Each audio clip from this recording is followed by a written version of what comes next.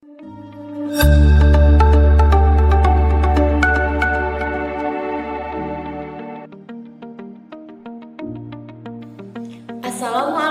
warahmatullahi wabarakatuh. Halo teman-teman semuanya, bagaimana kabarnya hari ini? Saya harap teman-teman semuanya dalam keadaan sehat dan tetap semangat.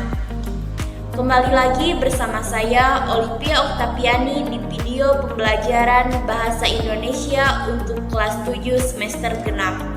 Adapun materi yang akan dibahas pada video pembelajaran kali ini yaitu struktur dan kaidah kebahasaan teks fabel.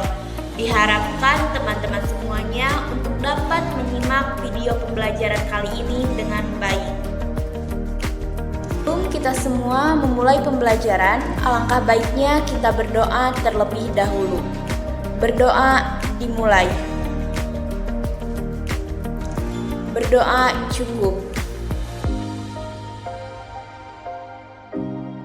Baik teman-teman, adapun tujuan pembelajaran pada materi kali ini yaitu peserta didik mampu memahami struktur dan kaidah kebahasaan teks fabel. Indikator pembelajarannya yaitu yang pertama, peserta didik mampu menjelaskan struktur teks fabel. Yang kedua, peserta didik mampu mengidentifikasi ciri isi bagian struktur teks fabel. Yang ketiga, peserta didik mampu menjelaskan kaidah kebahasaan teks fabel. Kita masuk pada pembahasan yang pertama. Di sini, apakah ada yang tahu apa saja struktur dari teks fabel? Baik teman-teman, kita bahas satu persatu. Yang pertama yaitu ada orientasi. Ada yang tahu apa itu struktur orientasi? Orientasi merupakan bagian yang ada pada awal cerita. Pada bagian orientasi ini, biasanya paragraf dalam teks fabel diawali dengan deskripsi latar atau diawali dengan latar dan kegiatan tokoh maupun diawali dengan latar di masa lalu. Baik, untuk struktur yang kedua yaitu komplikasi. Komplikasi adalah bagian munculnya permasalahan, di mana tokoh utama bertentangan dengan konflik. Bagian komplikasi harus terdapat dalam teks fabel. Apabila tidak terdapat komplikasi, maka masalah harus diciptakan. Pada bagian komplikasi ini biasanya dapat diawali dengan konflik batin, konflik fisik, maupun diawali dengan perubahan latar dan peristiwa tidak mengenakan kepada tokoh.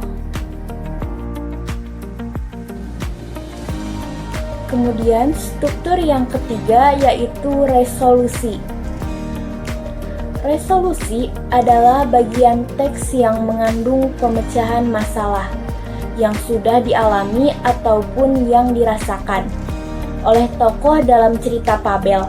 Pada paragraf resolusi ini ditandai dengan meredanya konflik dan diawali dengan dialog yang menandakan amannya keadaan. Dan yang terakhir yaitu koda. Koda merupakan bagian akhir yang biasanya sering diselipkan nilai-nilai moral maupun amanat yang dapat diambil dari cerita itu sendiri. Sebelum masuk pada pembahasan selanjutnya, silahkan kalian kerjakan terlebih dahulu kuis 1 dengan cara scan barcode yang ada pada layar kalian. Baik, pembahasan yang kedua yaitu ciri isi struktur teks fabel. Apa saja cirinya? Mari kita simak bersama-sama. Yaitu ciri dari struktur orientasi, yaitu terdapat pengenalan tokoh, latar, watak tokoh, dan konflik. Yaitu ciri struktur struktur komplikasi, yaitu terdapat hubungan sebab akibat sehingga muncul masalah hingga masalah itu memuncak. Yang ketiga yaitu ciri dari struktur resolusi, di mana pada struktur ini terdapat penyelesaian masalah pada cerita tersebut. Yang keempat yaitu ciri dari struktur koda, di mana terdapat nilai moral yang diungkapkan pengarang secara eksplisit pada akhir cerita. Baik teman-teman, untuk selanjutnya terdapat contoh dari cerita Fabel. Saya harap kalian semua menyimak cerita tersebut dengan baik, karena ada kuis 2 yang harus kalian jawab. Saya izin menonaktifkan video saya.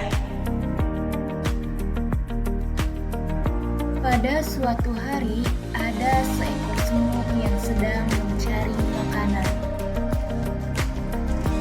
Ia terus berjalan menelusuri hutan sampai akhirnya ia melihat pohon apel yang berbuah lebat. Pohon itu terletak di seberang sungai yang berarus deras. Untuk sampai ke pohon itu, tentunya dia harus menyeberangi sungai itu. Akhirnya, didorong oleh rasa laparnya, ia berniat berenang menyeberangi sungai itu. Tetapi ia gagal dan mulai tenggelam. Dia berusaha berteriak meminta pertolongan dari hewan lain yang sekiranya melewati sungai itu. "Tolong, aku tenggelam." Namun sayangnya tak seorang pun yang dapat menolongnya. Semut pasrah dan hampir tenggelam karena kehabisan tenaga. Ketika ia menyerah,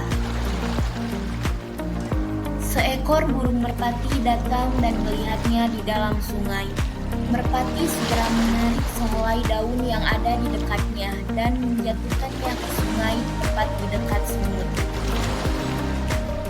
Dengan sisa tenaga, semut berenang ke arah daun itu dan segera naik ke daun yang telah dilempar oleh merpati.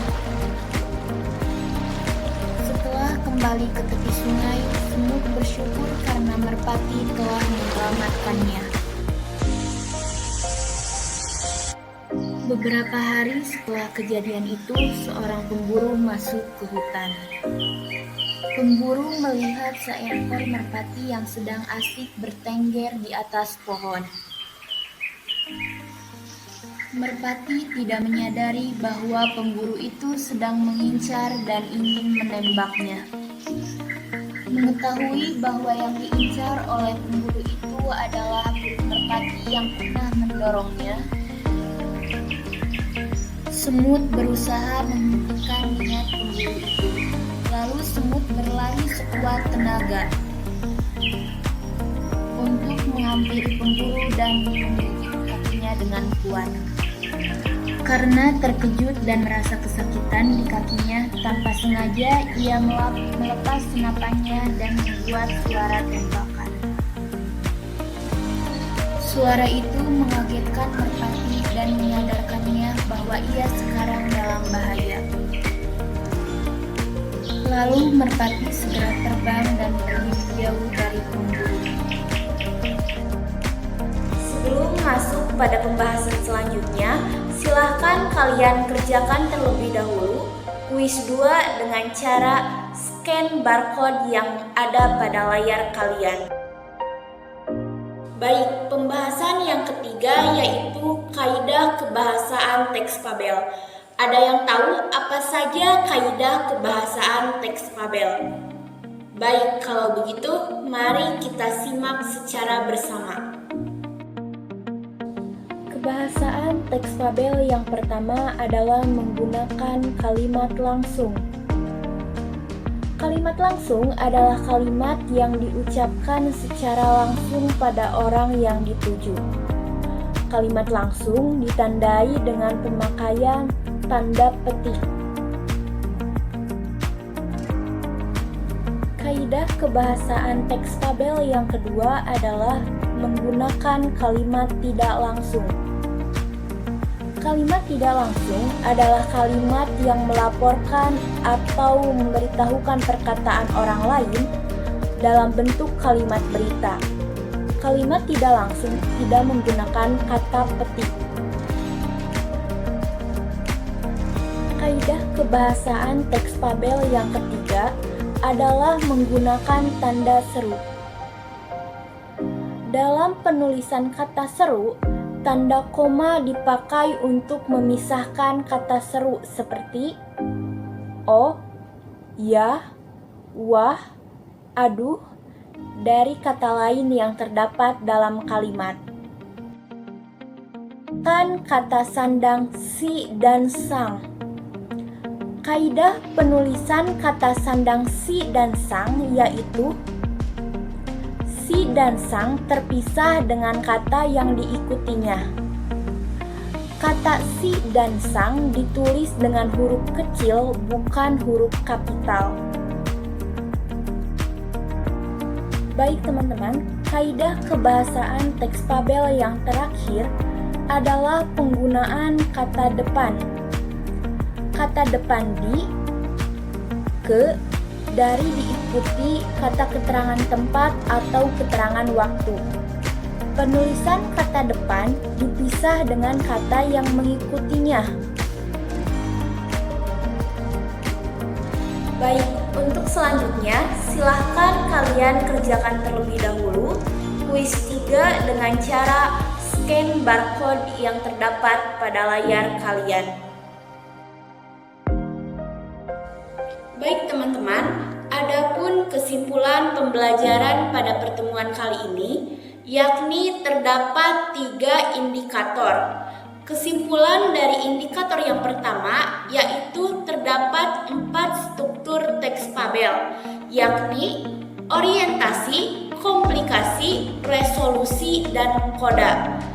Indikator yang kedua yaitu ciri isi bagian struktur teks fabel.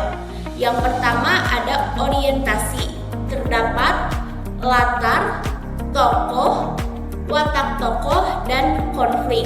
Yang kedua yaitu komplikasi, terdapat munculnya permasalahan pada teks fabel tersebut. Yang ketiga yaitu resolusi, terdapat penyelesaian masalah. Yang keempat yaitu koda, terdapat amanat dari cerita tersebut. Adapun kesimpulan indikator yang ketiga yaitu struktur kebahasaan teks fabel. Ada 5 struktur kebahasaan teks fabel. Yang pertama, kalimat langsung. Yang kedua, kalimat tidak langsung. Yang ketiga, menggunakan kata seru.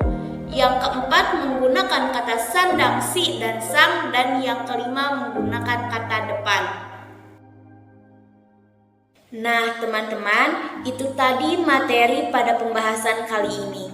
Untuk mengasah pemahaman kalian tentang materi kali ini, silahkan kalian kerjakan soal evaluasi yang telah tersedia pada slide ini. Dengan cara, kalian semuanya bisa men-scan barcode yang telah tersedia. Tetap semangat dan selamat mengerjakan. Nah teman-teman, demikianlah pembelajaran hari ini, materi mengenai struktur dan kaidah kebahasaan teks fabel. Saya berharap teman-teman semuanya dapat memahami pembelajaran hari ini. Sampai berjumpa pada pembelajaran selanjutnya dengan materi yang tidak kalah menarik. Wassalamualaikum warahmatullahi wabarakatuh.